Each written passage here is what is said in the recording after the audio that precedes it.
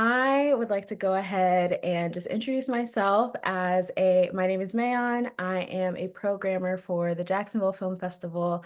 And I have three very special guests whose films will be screening in our Best of Jacksonville block this weekend at the Jacksonville Film Festival.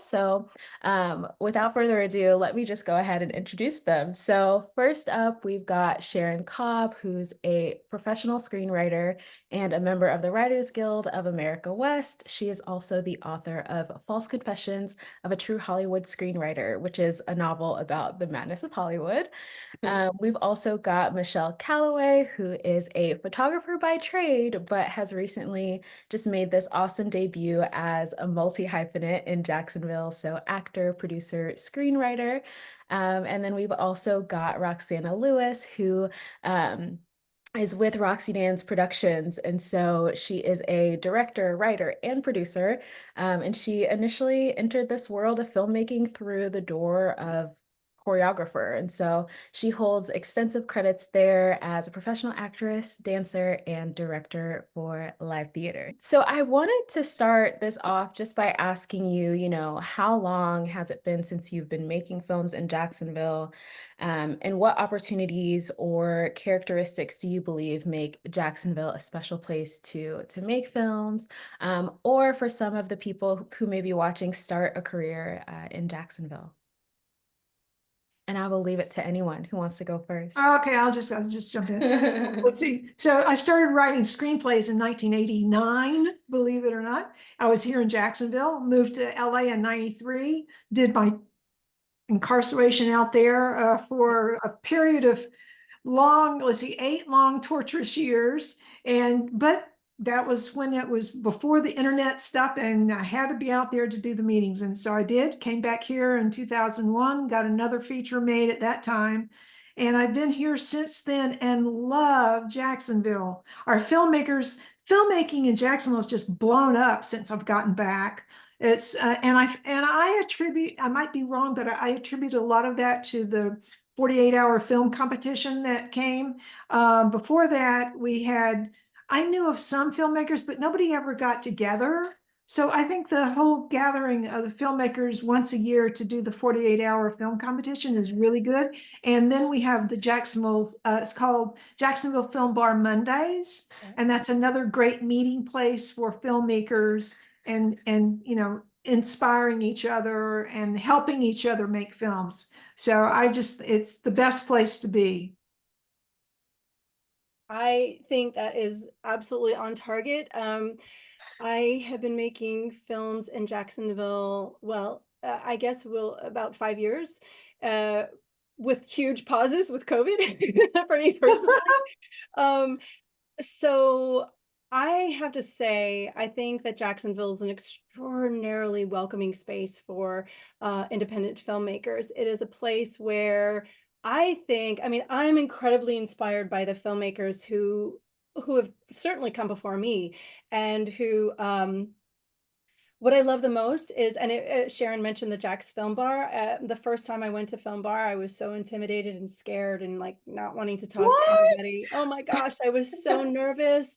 And there was some kind of an event going on where, you're given a prompt and then just go for the film.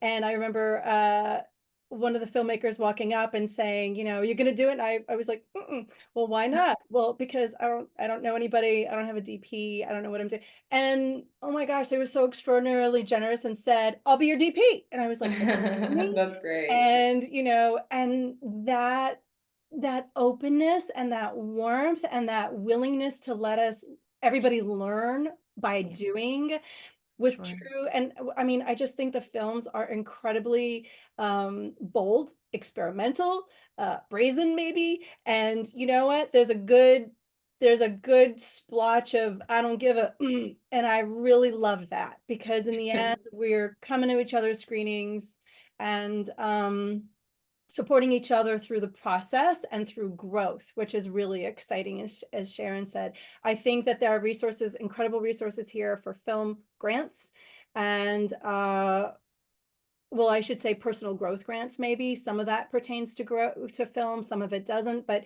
I think if somebody's really, really specific about what they want to do and their trajectory, then there's tremendous support through the city and through local organizations that really want to hold your hand through the process and say, I believe in you.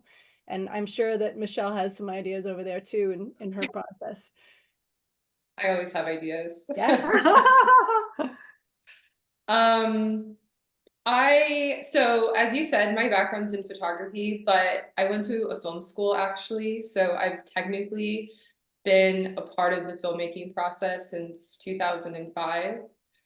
I had a lot of friends that were film majors, and so I ended up working on set as a freshman, and I fell in love with film and I became a still photographer. So that's actually how I kind of got my feet, wet in this industry. It was sort of by accident. And I just love the camaraderie of filmmaking. And I think that's where I really, really fell in love with the process. So I continued to make films throughout my college career. And then I actually moved to Los Angeles to work for a production company as their still photographer. So I was always behind the camera, but all of my friends were filmmakers and we were always working on projects together. We did mostly feature films, but low, medium budget at the time, but I learned so much and you do all these different jobs. So it's like it was my film school, was on set. Even though I've never taken a film class, which is super ironic. I only took photography, so my degree it's in photography. I continued to work in film and television when I lived in Los Angeles, and I continued to pursue photography sort of as the main event, because visual art it's just something that's been a part of my heart since I was young. And it wasn't until I moved to Jacksonville. So I moved to Jacksonville, I believe in 2017. I think I moved here 2016. And I was continuing to do photography, but film was not on my radar at all. I wasn't really aware of the film community. It had been a while since I'd worked on any projects. And so I really didn't get my feet wet in the local community until 2020, which is when I wrote my first short.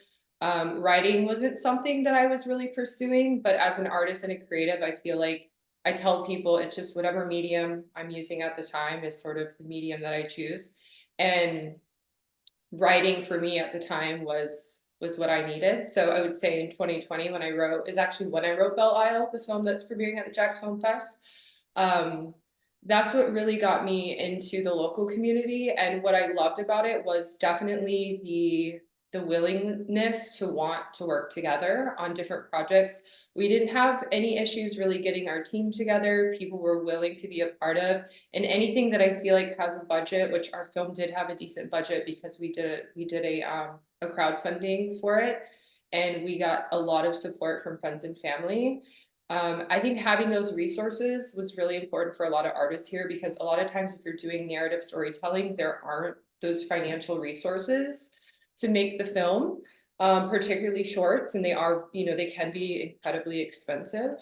So I felt like it gave a lot of the artists that I had met an opportunity to use the equipment that they wanted to use and to light the scenes the way that they wanted to light, and to have those resources. And I wrote grants as well, and I feel like all of that was really important. So I would say I hadn't really tapped in until that point. Jack's Film Bar, I really hadn't tapped into Jack's Film Bar either. It was mainly word of mouth, talking to people, seeing who's out there. And because my background is in visual art, I was really discerning about the visual tone of the film. And so, picking out a DP and things like that, even though I hadn't made a film yet, I felt discerning towards the choices that I wanted to make as an artist, because I think in pictures. So I think that helps a lot, especially as a writer, to be able to share your vision. And if you can sell that to the people around you, I feel like people are willing to work with you. I love that. I really do. And it also, like, in all of your responses, it seems like Jacksonville, it's community, right? Like the community is really generous with their time, which is probably the most precious resource. And then also just like this, like, I don't know how it's going to happen, but we're going to figure it out.